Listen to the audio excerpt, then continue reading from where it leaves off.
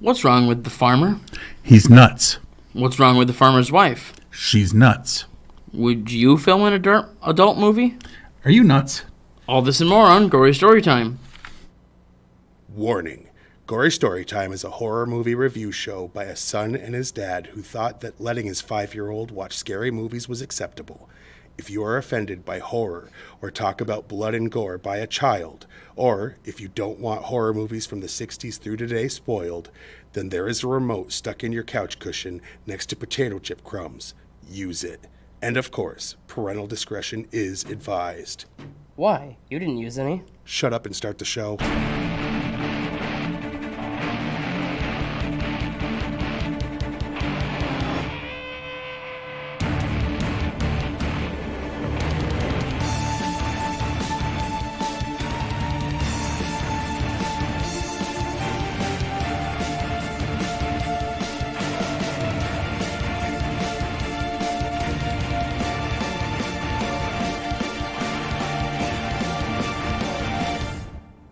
Welcome to Gory Storytime. I'm your host, Jason. I'm his co-host and his father, Craig. And this week, we are doing our second of 4 movies that all came out last year that we hadn't reviewed yet. Yes. A couple of them were right while we were in the middle of... We happened to watch them when we were in the middle of other themes. Yeah. And then there was... The last one we're going to do, we watched like during the Wicked break. recently, yeah. Like during the Christmas, New Year's break.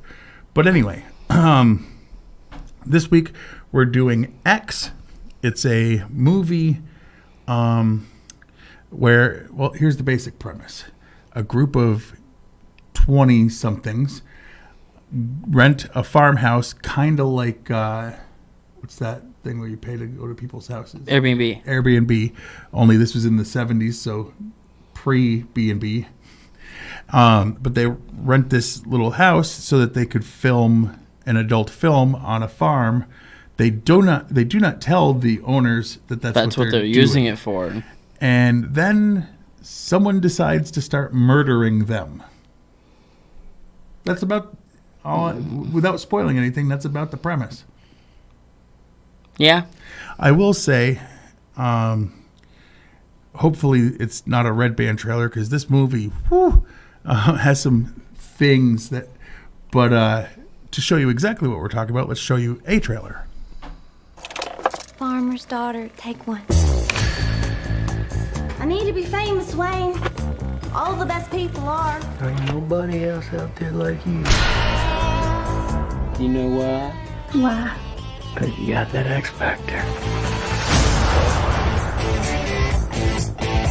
Our days of struggling may soon be over. Hollywood, here we go. So this is it. Our own studio backlot. You're looking for a place to stay. Oh, yes, sir. That's one ugly son of a bitch.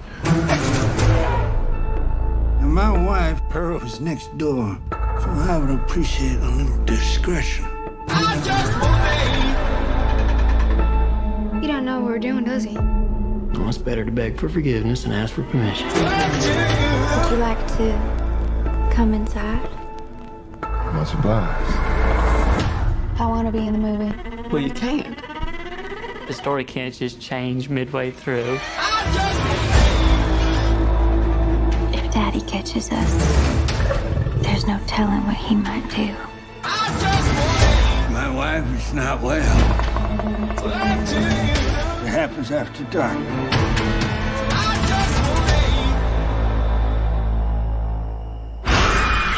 Maxine?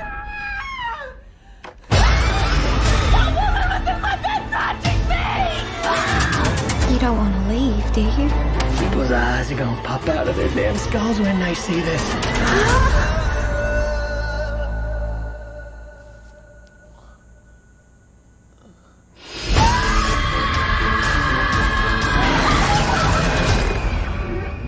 What? Are you all right? No.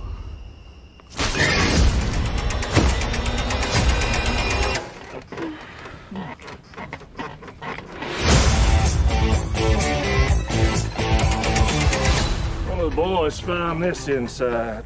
What do you think is on it?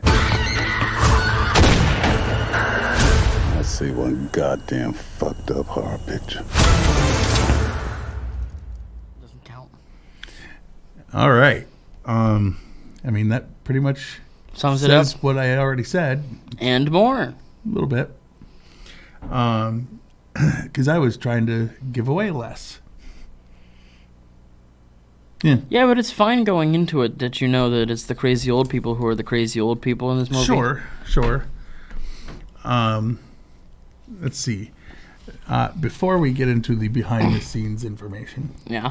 as our faithful few viewers know, we don't really do this for No, the this is fake. accolades. Oh. We don't do this for our love of film. This is all about the money, the Benjis, the fat stacks of cash that we get paid to advertise for products. And this week, they backed up a big old Brinks truck full of... Weirdly, it was all in pennies. But it was because I said I wanted to swim in it like Scrooge McDuck. Yeah. And paper would cut you. Yeah, paper cuts, no good. Dive into change, that's safer. Anyway. Well, I much prefer the gold doubloons that he had. Well, he didn't have doubloons. He just had gold coins. Oh. Doubloons are specific things that his weren't. He's a pirate. No, sir. We're pirates. Anyway, this week we got all that money for telling you about these things. Gory Storytime is brought to you by Pearl's Swimming with Alligators Experience. You've heard of swimming with dolphins, even swimming with sharks, but at Pearl's Swimming with Alligators Experience, you swim with, you guessed it, alligators. Fun for the whole family. It's a romantic way to spend your honeymoon, or maybe book a swim for your birthday, bar mitzvah, or retirement party. That's Pearl's Swimming with Alligators Experience. We'll see you later, alligator. Okay. I'm sold. And by The Farmer's Daughter's Joke Book. We compiled a collection of hundreds of farmer's daughter jokes, and as a bonus, there's an essay on the history of farmer's daughter jokes that really digs down deep. Coming soon, the Walked Into a Bar collection, available where any traveling salesman still roam. All right. Now, let's get into the meat and beef of the show. Yes, or as I like to call it, the meat and beef of the show. This is why I try to write the jokes, because this one, that's what happens. You want to go first? No. Because he saw that gives him a long one, a couple from now. All right. The day after X's South by Southwest premiere, writer-director Ty West revealed during a mandatory 2-week COVID-19 quarantine in his New Zealand hotel, before production even began on this film, he wrote a prequel, Pearl. A24 saw that script and greenlit the movie even before production on X had wrapped. He asked star Maya Goth if she wanted to remain in New Zealand to film Pearl, and she accepted. The prequel was released later in 2022, and we'll be reviewing that next week. Back-to-back movie prequel. Because it's rare that they put them out in the same year. Already filming Maxine, the sequel to this one. Mm-hmm. There's an adult film called The Farmer's Daughters from '76, which is infamous because it starred future acclaimed mainstream writer and actor Spalding Gray. The title of the film refers to the X rating used by the MPAA from 1968 to 1990, which indicated a film was only suitable for an audience age 16 and older. The idea behind the rating was, unlike other certificates, X would not be trademarked and would allow filmmakers to release their films in theaters without having to submit it to the MPAA for age certificates. Notable films were originally released with an X rating include A Clockwork Orange, Fritz the Cat, Last Tango in Paris, Midnight Cowboy, and Sweetback's Badass Song. In the 70s, the porn industry ended up exploiting the X rating's lack of trademark by releasing porn in theaters with the same rating. Eventually, X became more associated with porn, and more theaters started refusing to show the films with an X rating, forcing non-pornographic films to be censored down to an R rating. In 1990, the MPAA discontinued the X rating and replaced it with NC-17. Unlike X, NC-17 was trademarked and could not be self-applied. This meant that most theaters would not show films with the rating, resulting in censorship once again. So dumb. In an interview, Brittany Snow talked about filming the nude scenes. I think there was a lot of confidence in terms of our characters, and a part of the nudity came from the confidence that our characters exuded. It almost felt necessary, because not only were we filming a porn, but our characters would have been so comfortable with that. Snow said the film was an exercise in me feeling confident about my body. I was pretty proud of myself. The name of the gas station and mini-mart at the beginning of the film is a reference to Ty West's movie The Innkeepers, which was set at the Yankee Peddler Inn. Man found in the basement is also seen in Missing Persons ad on the milk carton when Jackson takes a sip. Several of the characters' deaths are foreshadowed in various ways. When Bobby Lynn exits the strip club, a large mural depicting a blonde woman with an alligator pulling off her bikini is seen on the building, foreshadowing her death by an alligator attack. Wayne tells RJ that people's eyes are going to pop out of their skulls when they see the adult film they've made. Wayne later dies, having prongs of a pitchfork impaled through his eye sockets, and many more. They listed like all of them, and I was like, well, I'm not going to spoil everything. Lorraine references Psycho during a conversation with the group. Later, Jackson discovers a partially submerged car in the pond, similar to Marion Crane's car being dumped into the lake by Norman Bates. This film is set in 1979 and makes reference to missing people on milk cartons. However, the first use of milk cartons for missing persons wasn't until 1984. Really? Yep. Early in the film, within the gas station, Maxine makes reference that she wants to be famous like Linda Carter. Wayne soon calls Maxine Wonder Woman when telling her to get some Wonder Bread. Then, as he puts his items on the counter for purchase, you see he's buying a copy of the August 1979 edition of High Society with Linda Carter as Wonder Woman on the cover. Maxine's blue eyeshadow has washed off after swimming in the lake, but it's fully reapplied as she enters the farmhouse, despite her not stopping to reapply it. Wayne uses the term home video, which is not appropriate for adult movies in the year 1979. True.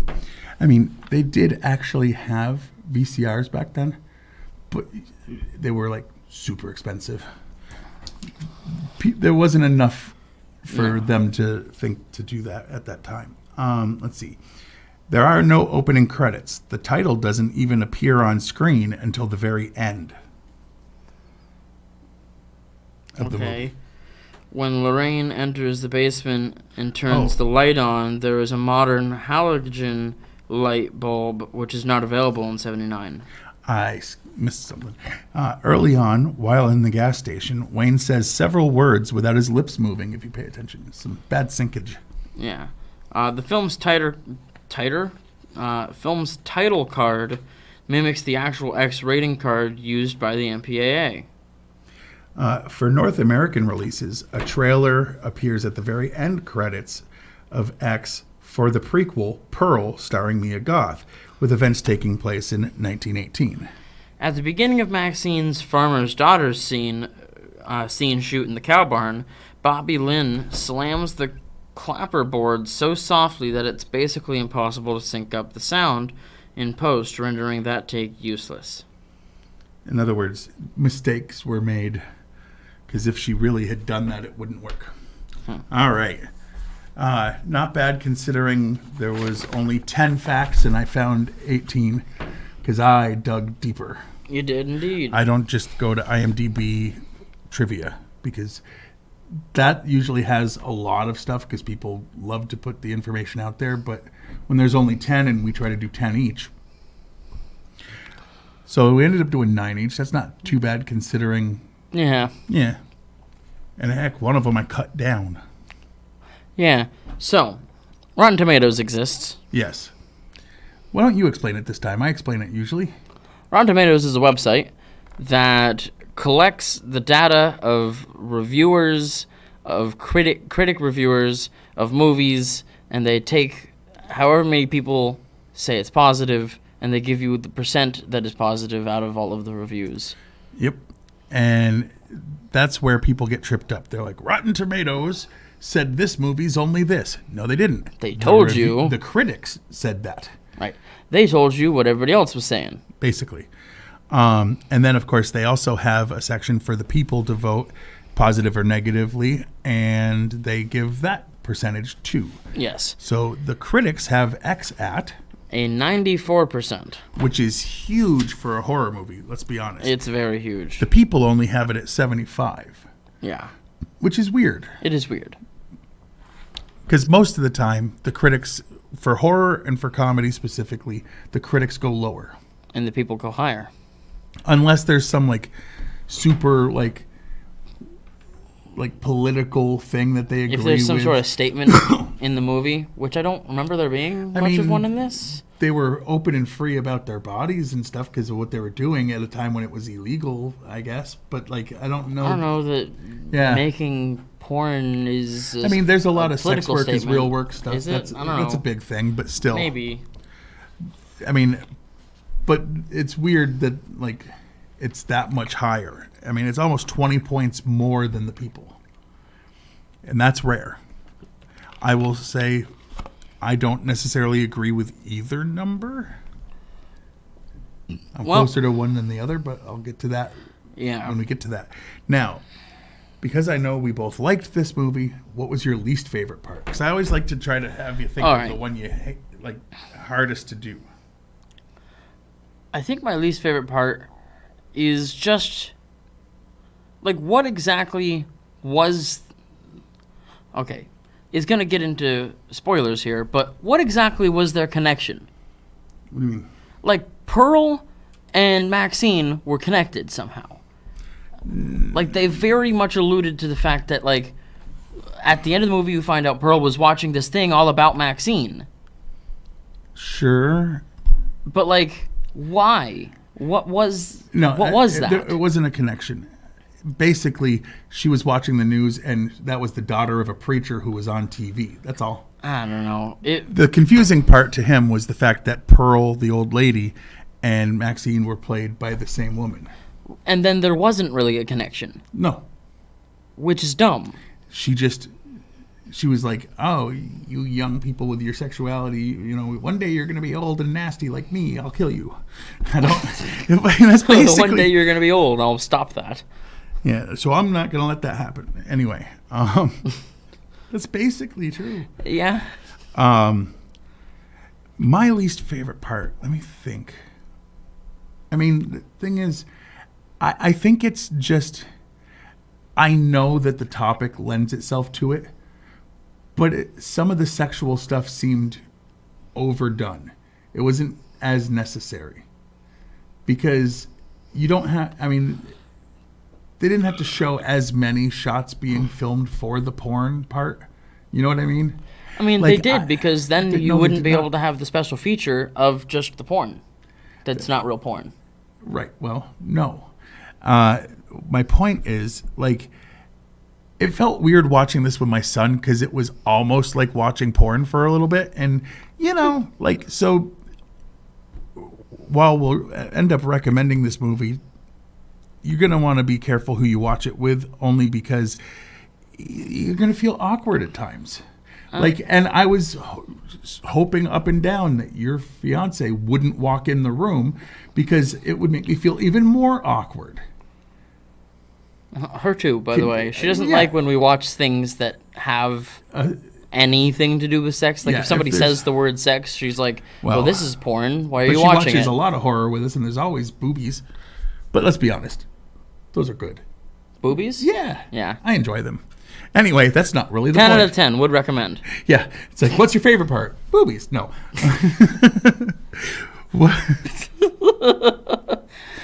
Milk jugs. No. So what was your favorite thing? It's... I liked a lot of this movie, but I'm just going to go with the special effects were great. Right. Because in a R-rated horror movie with a lot of blood, it didn't look hokey like it could have. All right. I'm going to go with specifically the first scene where you see Pearl like snapped when that dude was trying to leave in the truck, and all of a sudden she's just standing in the way with like an axe. Remember that? Not an axe. It was a knife, and she was Was it naked. a knife? Well, I didn't like. I didn't care for that, but that was all bad body makeup on top of an attractive woman. That's the problem. They covered up. Not all boobies are necessary to see. And they showed hers way more. And when they made them look very old and sagified. Sagified? Yes. Is that what that is? Yes. Right. Anyway, so my favorite, it was just like when you saw the turn from she's just like a weird old lady to She's an evil weird old lady. Yeah, that's going to murder folk. Has a pet alligator. All right. On a scale of 1 to 10, what are you rating this? 8.5.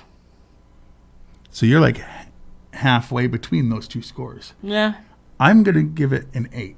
Not quite as high as you, but still pretty good. Like, I really liked it, and immediately we went and found the movie Pearl because it was already out when we had seen X, because we're like, well, we want to see the prequel. Oh, yeah. And I'm already stoked to see there's a third one. Yeah. Which gives a little hint of what we thought of Pearl, but... Not necessarily. Maybe going backwards was the wrong decision. Going forward is the right decision. Who knows? You'll have to watch next week. He's so coy. That seems like about it for this week. Anything else you want to say before we do the stuff that's over on the side? I don't believe so. All right. Why don't we throw that up? Yes. So, you can watch this show on Fact TV channel 1076 Thursdays at 8:30 p.m. and Fridays at 7 p.m.